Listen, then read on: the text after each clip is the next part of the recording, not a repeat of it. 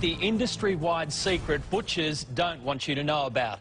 Major suppliers have been caught using a special product known as meat glue to stick together scraps of meat to sell as prime cuts. But while this product has been banned overseas, there's no law prohibiting its use here. Here's Rodney Lowe's with this special investigation.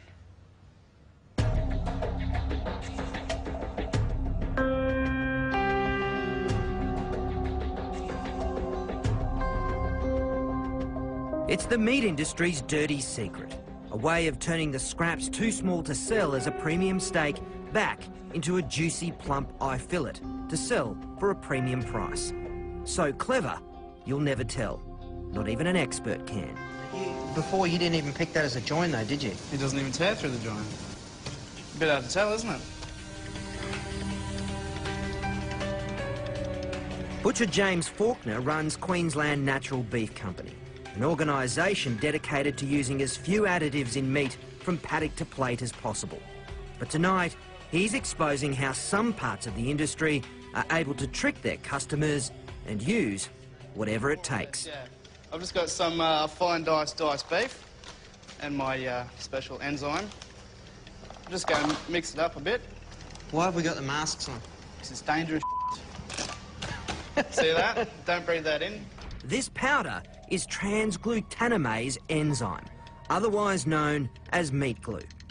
Meat glues come in a number of forms, some produced by cultivating bacteria, the others, the primary ingredient comes from the blood plasma of pigs and cattle, specifically the coagulant which causes blood to clot.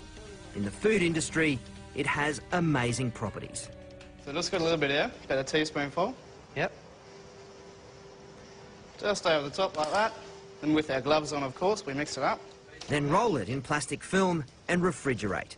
6 hours later, you have a solid piece of meat. And essentially, you've got a reborn, rebirthed thigh fillet. More or less, yeah. Ours uncooked is easy to spot the difference, but cooked is another story. OK, so the meat glue one is on the right, and the real McCoy is on the left. And it's not just beef. Pork, lamb, fish and chicken are all stuck back together using this glue. It looks like one piece of chicken. It's unbelievable, isn't it? Yep. But hard to tell, isn't it? Particularly that.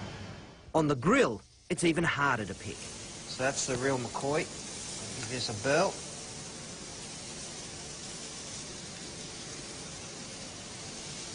Nice and tender, nicely salted. All right, let's go for the meat glue.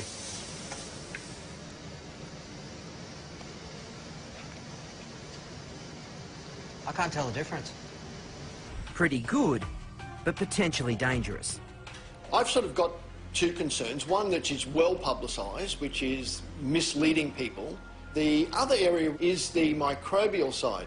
It's why the European Union moved to ban meat glue in May last year. Microbiologist Glenn Pinner. If this food is sold or represented as a solid piece of steak and you cook it rare, you're really leaving yourself open to get food poisoning.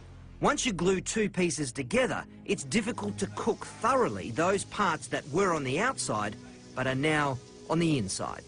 The amount of bacteria on a steak that has been put together with meat glue is hundreds of times higher.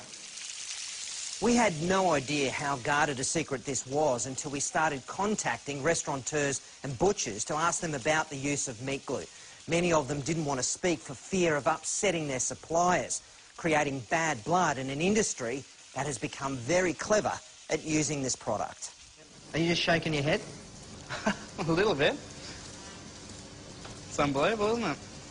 This cube roll we bought from a wholesaler that produces stuck-together steaks en masse. Their effort's so good, James, our butcher, couldn't tell even when it was raw. It's even harder in the restaurant, which are some of the biggest users of glued meat. And chances are, unless you're a vegetarian, you're eating it on a regular basis. But with current labelling laws, neither butchers nor your local eatery have to tell you you're eating chicken glued together with cow's blood or beef held together by pig. It's the same reason they can take low-grade meat and pump it with water and flavour to make it edible. OK, so just after about a minute or two, we've got quite a lot of moisture out of there. And we've lost almost half a kilo. Then the practice of selling mutton as lamb and old cow as prime cut beef. Like this. So old, a meat grader said it was only good for pet mince. You've got yellow fat colour, really dark meat colour. It's definitely off a really old type of animal. In New South Wales, new labelling regulations have just been introduced to help consumers choose quality meat, but it's not compulsory. So for most of us, picking a quality piece of meat is still a shot in the dark.